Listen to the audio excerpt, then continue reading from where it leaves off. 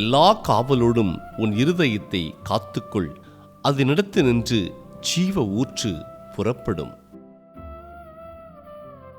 மற்ற மக்களிடமிருந்தோ அல்லது மற்ற பொருள்களில் இருந்தோ கிடைக்கும் காரியங்களே ஒருவரின் மகிழ்ச்சிக்கு ஆதாரம் என்று உலகம் கற்றுத்தருகிறது. ஆனால் வேத வசனத்தின் பார்வையில் உங்களிடம் இருந்து வெளிப்படும் காரியங்கள்தான் உங்கள் மகிழ்ச்சிக்கான ஆதாரமாக உள்ளது. எனவே உங்கள் இருதயத்திலிருந்து என்ன வெளிப்படுகிறது என்பதில் கவனமாயிருங்கள். அன்பின் ஆண்டவரே, என்னிடம் இல்லாதவைகளையே நான் நினைத்து சோர்வுக்குள்ளாகி என் சந்தோஷத்தை இழந்ததை மன்னியும்.